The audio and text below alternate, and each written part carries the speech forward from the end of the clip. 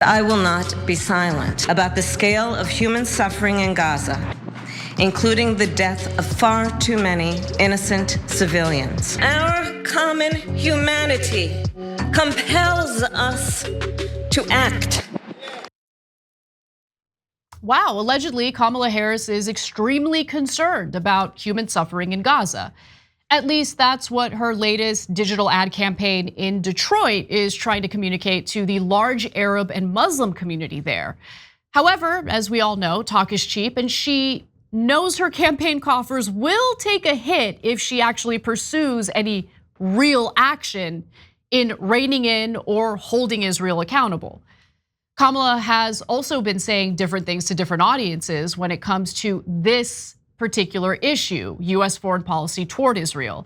But look, before we dive into all of that, more on why she's launching this ad campaign in the first place, because that's an interesting, juicy part of this story.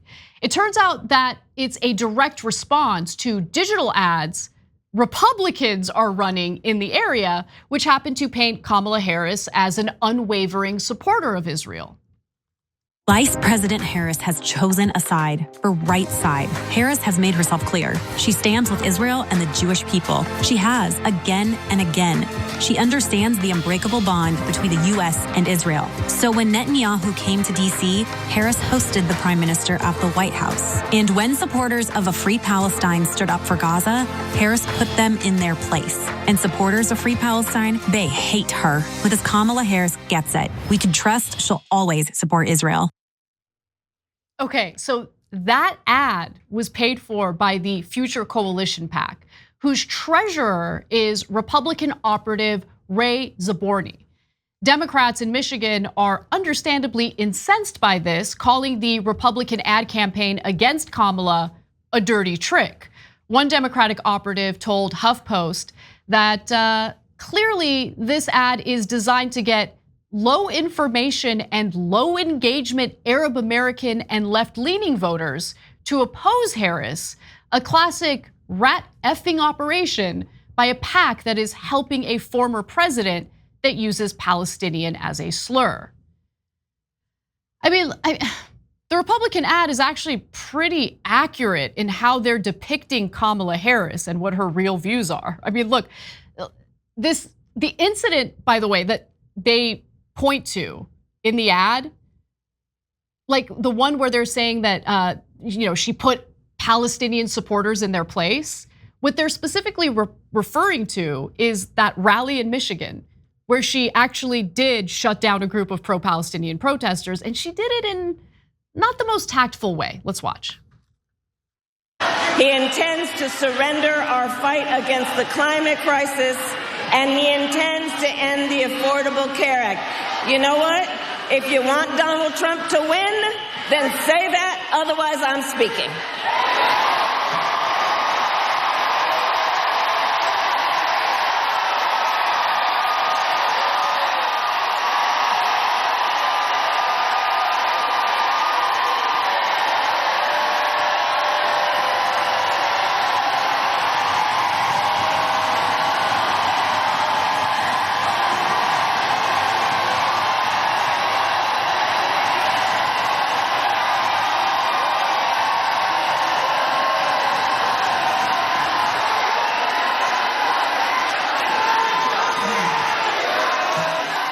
Hey, don't scroll away.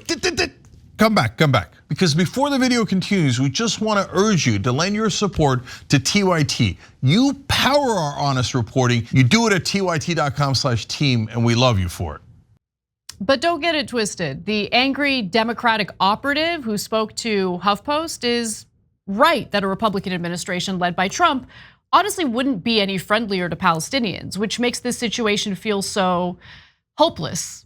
Trump gave Israel all sorts of prezzies during his first term, including the recognition of Jerusalem as Israel's capital. The Trump administration also moved the US embassy there. Money influences Trump's decision-making as well. For example, Miriam Adelson, one of Trump's biggest campaign donors, has committed to giving Trump $100 million during this election cycle as long as he allows Israel to annex the West Bank, which they appear to already be doing as we speak, Adelson honestly could have saved her money, because when it comes to Democrats or Republicans, there's really no difference in how they would respond to Israel. That's a fact. But let's get back to Kamala, who was right about one thing that she said in her ad. It's undeniable that there's been a great deal of human suffering among Palestinians in Gaza.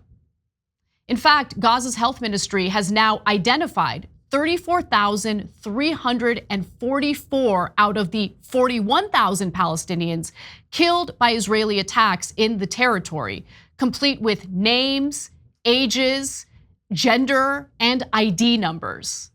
And here's what they found.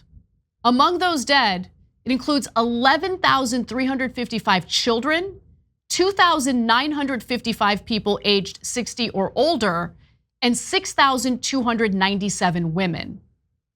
So of those individuals who have been identified, that's 20,607 children, women, and elderly people. In other words, if you just do the math, over 60% of those killed and identified are either women, children, or the elderly.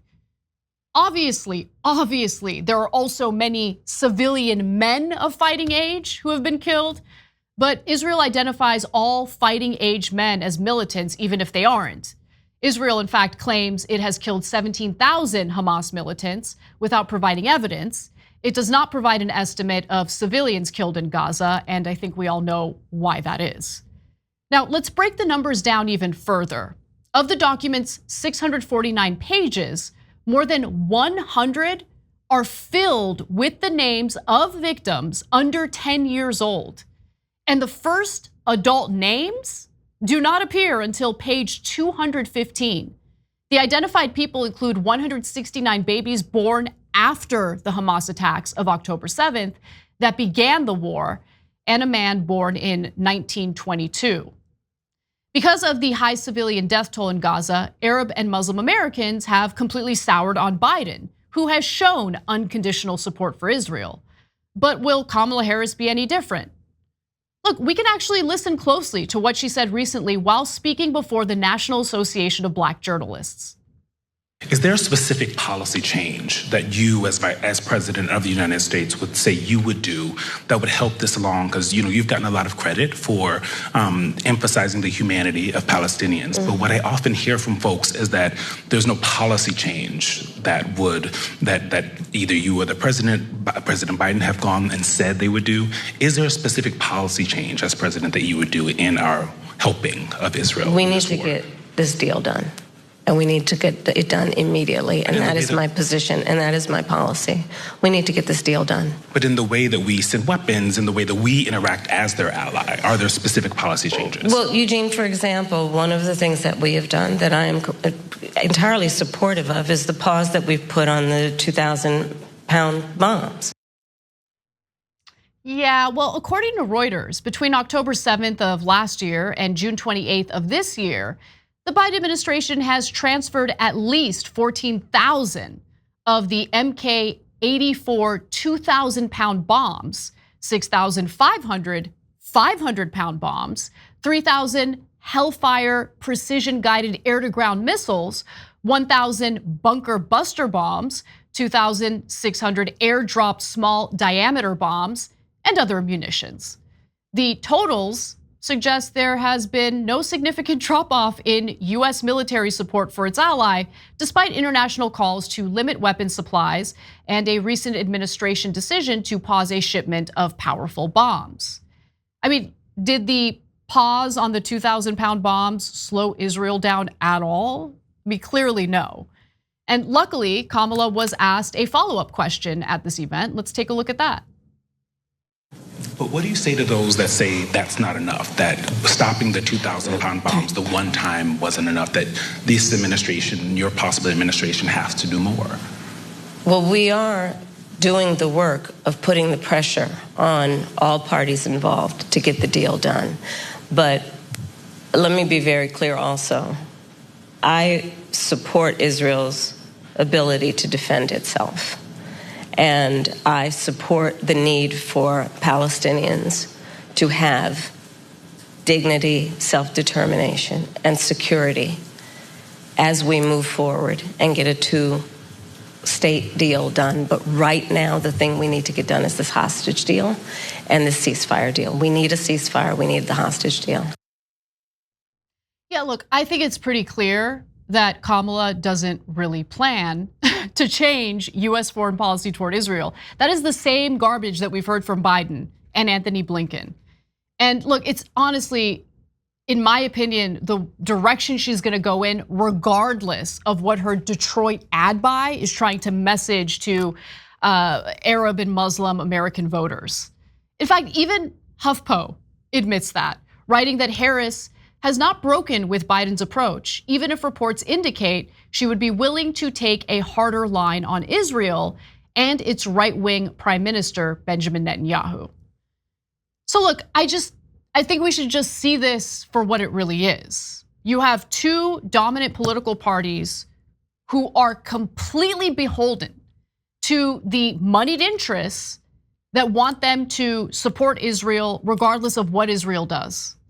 And that is exactly what I think Kamala Harris is gonna do. There has been no real indication that she plans on changing gears, switching things up, and actually using the weapons that we've been funding for Israel as leverage to rein in their military operations and Netanyahu's behavior, not just in Gaza, but also now in Lebanon and other countries in the area, which he has had no problem bombing when he feels that it's appropriate to do so.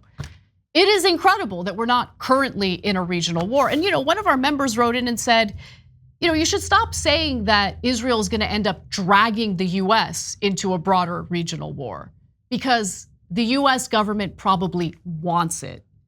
And you know what? Their actions make that clear. You're right.